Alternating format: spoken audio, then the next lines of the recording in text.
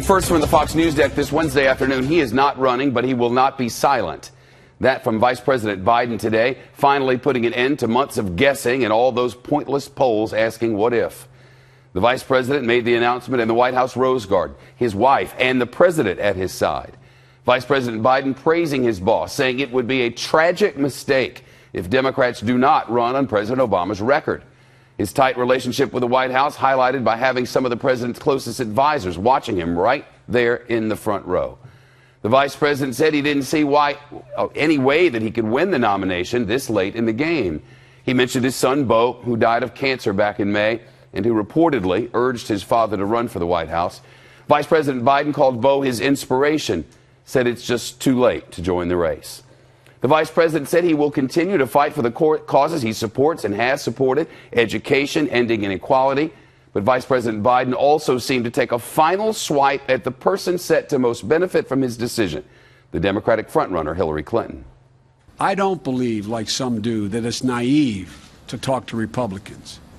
I don't think we should look at Republicans as our enemies. They are our opposition. They're not our enemies. And for the sake of the country, we have to work together. So the vice president referencing Secretary Clinton's comment last week and maybe her reality that Republicans are among those who she is proud to consider enemies. For her part, Secretary Clinton tweeted, and I quote, "VP is a good friend and a great man, today and always inspired by his optimism and commitment to change the world for the better," and signed it H. That indicates she wrote it herself. Ed Henry is on Fox Top Story. He's live in Washington. Well, so much for all the predictions. I mean, Vice President Biden's always done whatever he wants to do right at the last minute. What's the thinking on the timing here? It makes perfect sense politically. Well, certainly, Shep, he had been sounding and acting like a candidate just 24 hours ago when he was hitting Hillary Clinton in a speech here in Washington. As you note, he did the same in the Rose Garden. And some of his advisors tell me he wanted to jump in, but he made a very simple calculation as he did one final gut check, which is that he had taken some time, understandably so, to go through the early stages of the grieving process over his son Beau's untimely death and simply concluded he could not win. And if he could not win, he didn't want to jump in. Listen.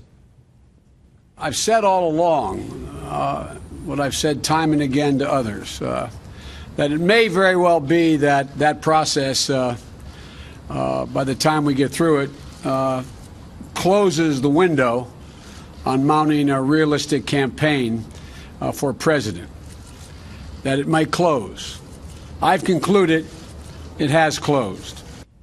Now, you mentioned predictions. On Monday, Fox News reported that 3 people close to Vice President Biden were saying they expected him to announce. They didn't say that he was actually announcing. And Joe Biden sent the same signal to Howard Scheitberger, who is the head of the firefighters union. They had multiple phone calls. And this morning, Scheitberger said on CNN that he was gathering the troops to go out and help elect Joe Biden, and specifically said he would not be doing that unless he had gotten the signal that Joe Biden was getting in. We're now learning from a senior administration official that Joe Biden made that final decision last night. And by the way, our sources on Monday said he had not made that final decision. He was going to go through a gut check. He did that last night, came out in the Rose Garden today, said he's not running, Chip. So all clear now for the Hillary Clinton Express. Yes, because, look, think about what's come before this. 24 hours ago, you had Jim Webb, the more moderate Democrat who didn't get a lot of traction but was still out there as a potential alternative. He got out of the race, said he might run as an independent.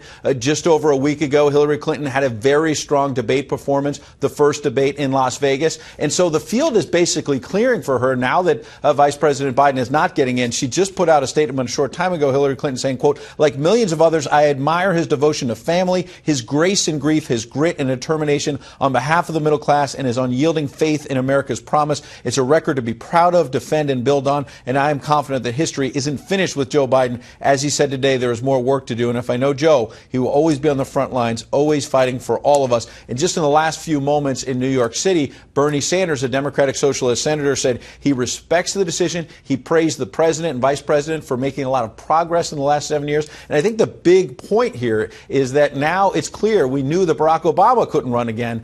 Now his running mate, Joe Biden, is saying he's not running. And so the race is on to succeed them because they're both out, Chip.